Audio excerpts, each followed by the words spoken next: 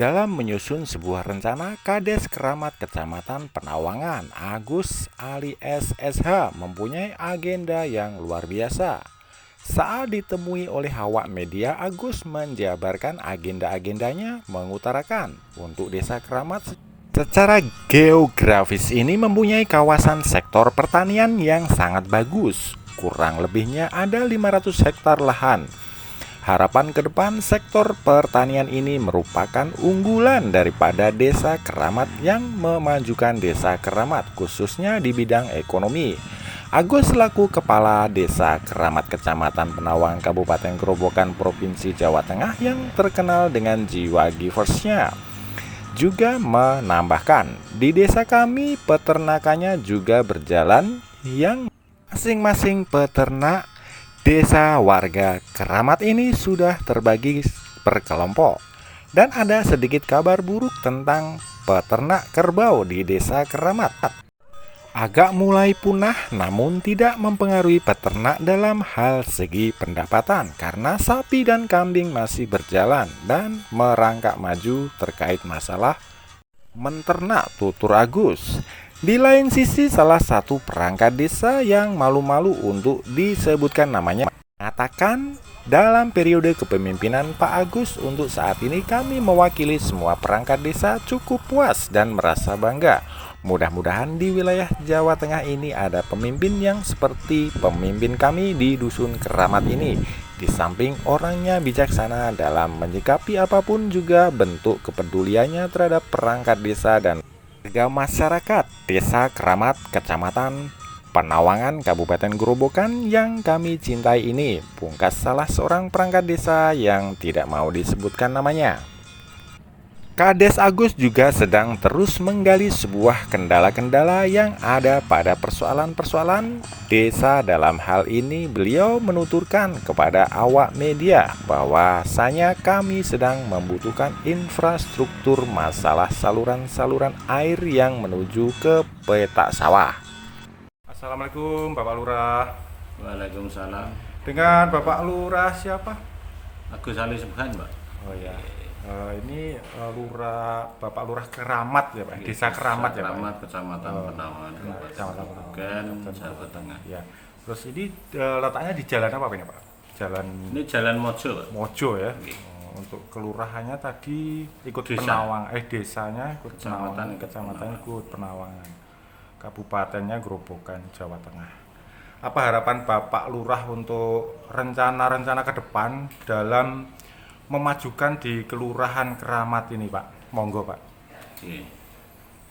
Assalamualaikum warahmatullahi wabarakatuh. Waalaikumsalam warahmatullahi wabarakatuh. Untuk Desa Keramat secara geografis ini mempunyai kawasan sektor pertanian yang sangat bagus. Okay. Kurang lebih ada 500 hektar gitu.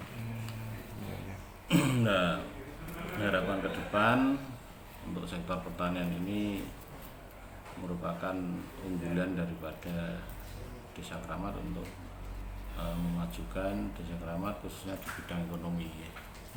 Untuk peternakan juga ada, untuk di setiap kelompok tani maupun di petani masing-masing, khususnya petani peternak sapi.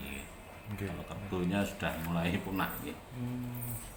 Terus lanjutan untuk harapan ke depan, Desa Keramat ini masih sangat membutuhkan infrastruktur di bidang sektor pertanian, khususnya untuk saluran-saluran yang menuju ke petak sawah. Ada beberapa lokasi yang mungkin untuk kebutuhan kecukupan air masih kurang. Ini perlu dukungan dan bantuan dari pemerintah pusat mungkin atau dari dinas terkait untuk merealisasi daripada saluran irigasi itu yang menjadi saluran tersier di petak Desa Keramat. Oke. Terus yang menjadi kendala saat ini adalah untuk kebutuhan pupuk. Nggih. Iya. Kebutuhan pupuk sebetulnya sudah cukup.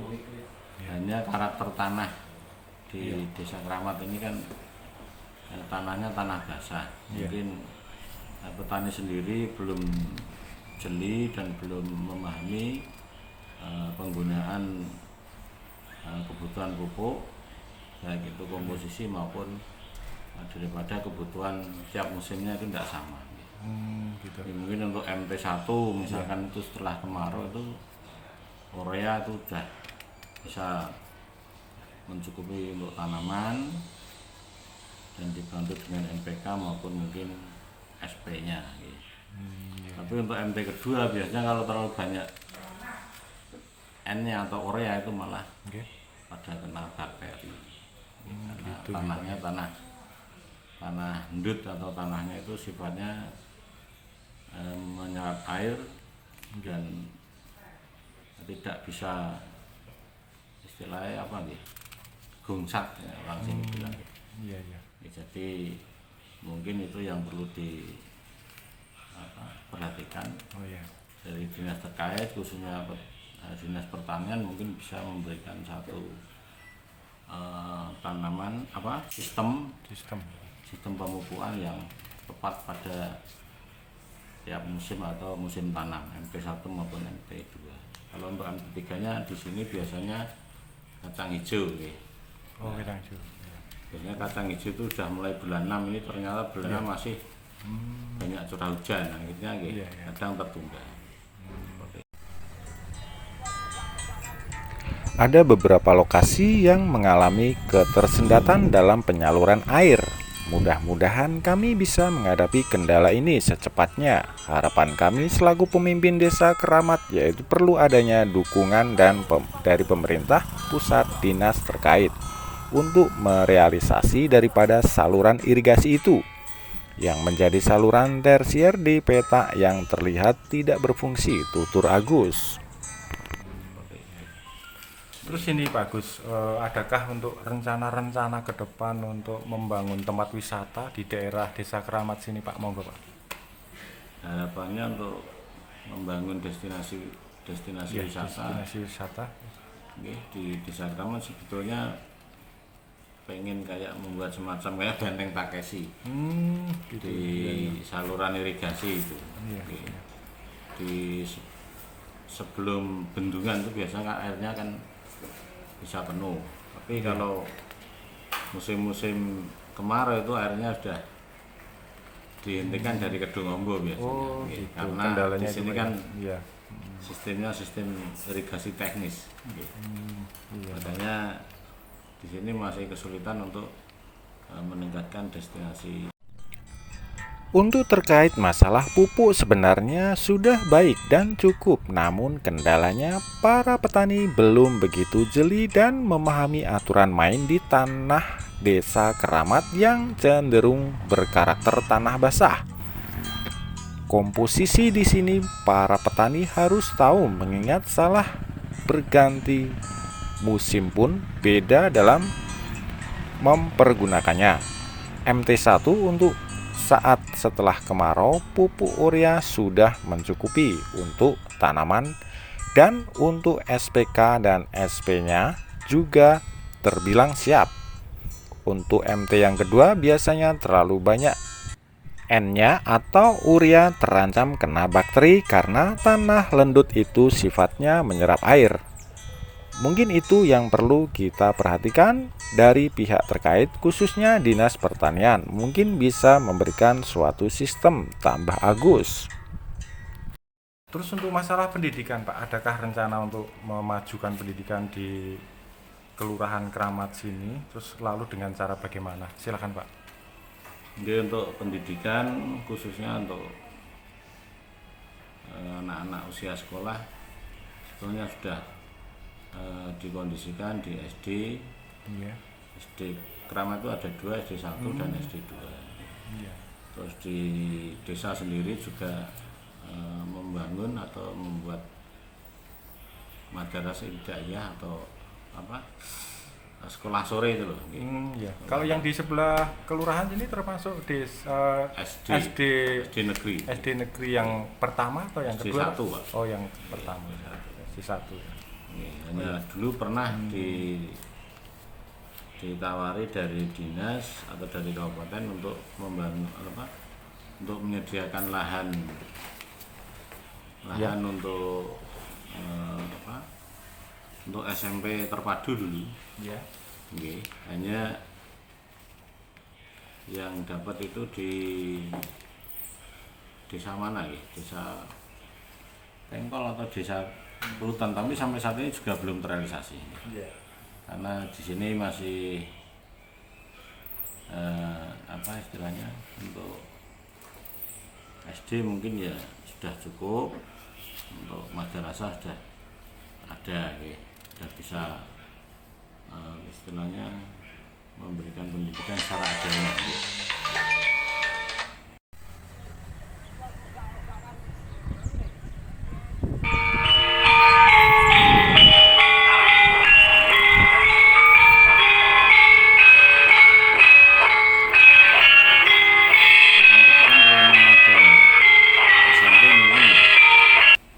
Siap menyediakan lahan karena di sini punya tanah kas desa yang dekat lapangan, kurang lebih ada 3 hektaran, mungkin sudah cukup itu untuk membangun, untuk menyediakan sekolah menengah pertama. 3 hektar ya. Lainnya Pak Lurah, sama-sama kita ketahui program yang digulirkan oleh pemerintah dengan adanya PTSL untuk khusus di Keramat ini, bagaimana sambutan masyarakat khususnya pemerintah desa di dalam menyikapi pelaksanaan program tersebut? Untuk terkait dengan program PTSL yang dari pusat, dari Pak Presiden Jokowi, ya alhamdulillah Desa Keramat itu sudah 99% sudah bersertifikat. Jadinya saya kira untuk kita melaksanakan PTSL mungkin ya belum ke situ, karena istilahnya kalau tanah di sini itu sudah bertuan semua. Jadi mungkin untuk desa-desa yang dekat hutan sana kayak Karangwader, Bologarang, Lajer, mungkin daerah Karangraya mungkin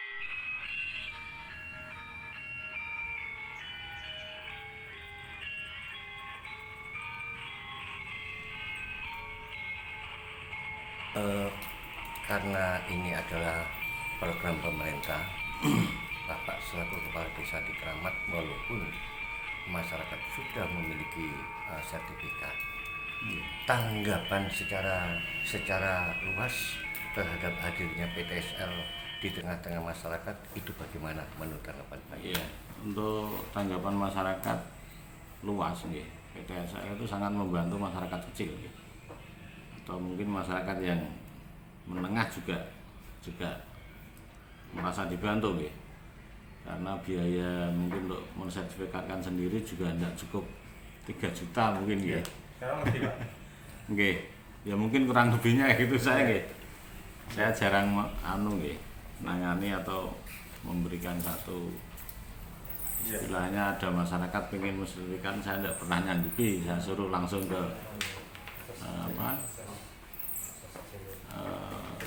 PPAT atau mungkin langsung ke notaris. Saya cukup memberikan keterangan atau memberikan bantuan secara administrasi, misalkan dibutuhkan keterangan bantuan batas-batas, itu kami bisa mencukupi untuk persyaratan daripada masyarakat yang mungkin pecah sertifikat atau mungkin balik nama kayak gitu. Kalau itu kan bukan ranahnya PTSL.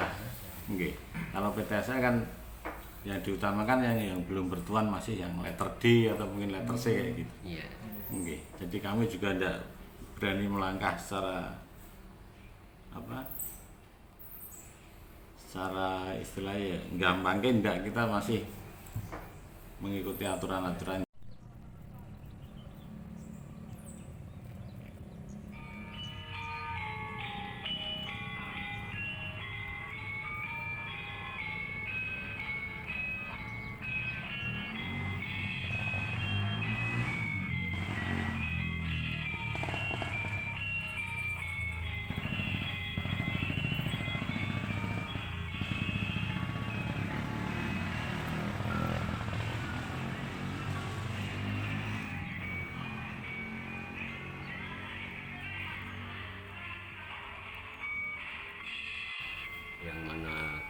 akan kami sampaikan bagaimana kemajuan dari BPKK maupun kegiatan para anak muda, kaula muda khususnya Karang Corona. Untuk kegiatan PKK di sini sudah jalan dengan baik, utamanya kegiatan di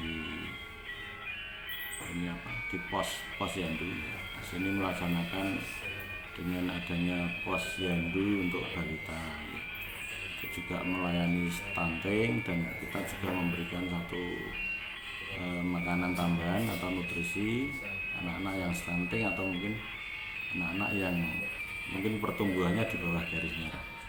Terus setiap bulan kita bantu, kita alokasikan untuk dana untuk memberikan satu makanan tambahan supaya bayi itu mempunyai tumbuh kembang yang sesuai dengan pertumbuhan bayi itu dari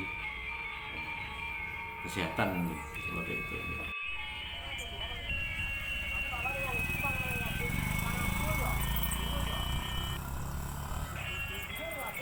Jadi Pak, untuk biasanya untuk yang di luaran sana kan ada perencanaan beton itu.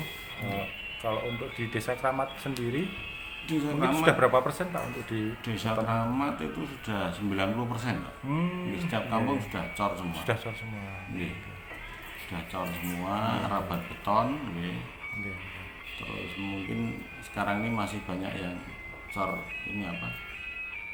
Cor wedok itu loh. Oh iya, kanan kiri. Oh iya. Seperti yang Pak Alek bilang tadi ya. Untuk pemerataan saja. Iya. Terus yang ini yang menjadi kendala kan untuk batas badan jalan dengan hak milik gitu. Jadi sekarang ini yang dikejar itu talut. Terus yang di akses antar dusun itu juga talut nih, karena sekarang itu turusnya itu sudah pada hilang. Kayak pohon randu, terus pohon mauni dulu yang mempunyai di sebelah jalan itu ada 2 meter, terus di sebelahnya antara pembatas hak milik dengan jalan itu sekarang itu udah pohonnya udah rubuh, jadi udah hilang. Jadi itu untuk sementara itu diselamatkan itu dulu yang aksesnya untuk umum.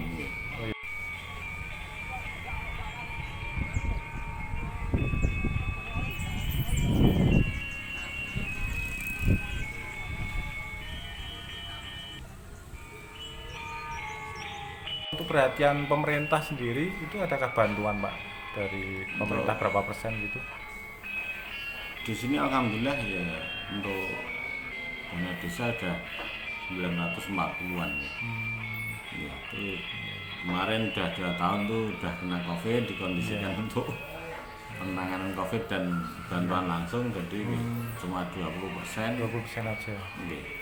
Untuk pembangunan itu pun ya harus di lokasi yang sektornya adalah untuk perekonomian. Oke pemirsa, terima kasih telah mengikuti berita ini. Semoga Anda semua sehat, dimurahkan rezeki, dan selalu dalam lindungan Allah SWT. Bila suka dengan acara ini, silahkan klik tombol like, subscribe, dan bunyikan lonceng notifikasi agar tidak ketinggalan berita-berita dari kami selanjutnya. Salam sejahtera semua. Saya Haji Purwono, ASN TV mengabarkan.